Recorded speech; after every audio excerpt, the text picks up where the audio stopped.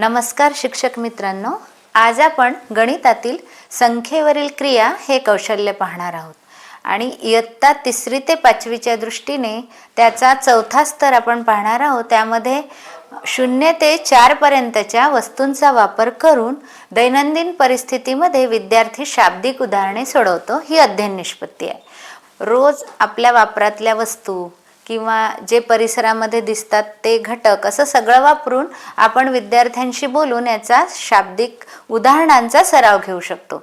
उदाहरणार्थ झालेच पाहायचे असल्यास पहा, आता माझ्यासमोर ही काही पतंग मी घेतलेली आहेत, दिसतात?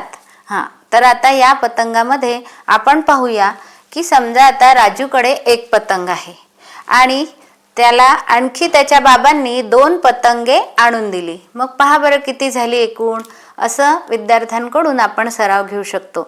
मग तो मोजणार ना, 1 2 आणि 3, म्हणजे पहिल्यांदा होती 1 पतंग, नंतर आणखी दिल्या त्याला 2 पतंग, मग एकूण किती झाल्यात? 1 2 3। आता बघा, बागेमध्ये झाड आणि त्या झाडावरून सीमाने 2 फुलं आणली, किती? 2, आणि मीराने 2 फुलं आणली। मग सीमा आणि मीरा या दोघींची एकूण फुलं किती झाली? मग विद्यार्थी मोजतील 1 2 3 4, म्हणजे पहिल्यांदा त्यांना त्या उदाहरणातली गोष्ट समजली आणि त्या गोष्टींवरून त्यांनी क्रिया केली, क्रियेमधून त्यांनी उत्तर सुद्धा काढलं। अशा प्रकारे आपल्याला सराव करता येईल। आता आणखी पाहायचे झाल्यास आपण गोळ्यांचं पण उदाहरण घेऊया की अमितकडे एक गोळी आहे आणि त्याच्या मित्रांनी त्याला 3 गोळ्या आणखी दिल्या। बघा, ही एक गोळी आहे आणि आणखी अशा 3 गोळ्या दिल्या। मग अमितकडे एकूण गोळ्या आणखी किती झाल्या? मग मोजतील ते 1 2 3 4।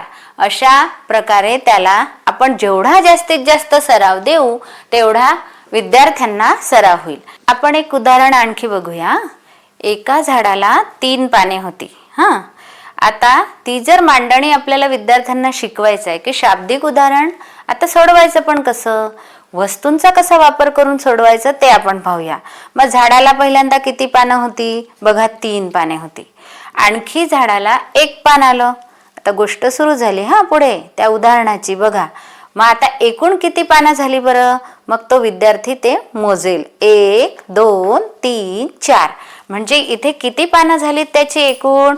मग 4 पाने झाली आणि 4 अशा प्रकारे तो इथे उत्तरामध्ये सुद्धा एखादं अंक कार्ड लावेल आणि आपल्याला सांगेल, म्हणजे त्याला हे उदाहरण सुद्धा सोडवता आलं। आता हे जे शाब्दिक उदाहरण आहे याच्यामध्येच आपण वस्तूंचा वापर केला। आता आपण विद्यार्थी जर ओळखत असतील तर कार्ड, संख्या कार्ड ठेवून सुद्धा आपण ते सोडवू शकतो।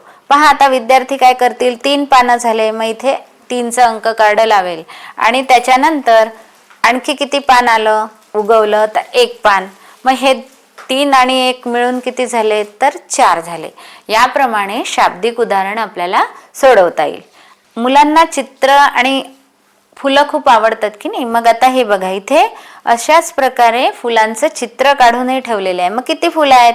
विद्यार्थी मोजतील 1 2 3। इथे काही फुलं दिलेली आहेत का? नाही, म्हणजेच हे किती आहेत? तर ही 0 आहे। मग एकूण फुलं किती झाली बरं? पहा, आता इथे प्रश्नचिन्ह आहे, मग विद्यार्थी मोजतील की 1 2 3 आणि इथे काहीच नाही, म्हणजे काहीच नाही, 0 आहे, पण मग 3च राहिली की नाही? मग 1 2 3, म्हणजे इथे किती फुलं येतील? मग इथे येतील 3 फुले। अशा प्रकारे हे पण उत्तर विद्यार्थ्यांना सोडवता येईल।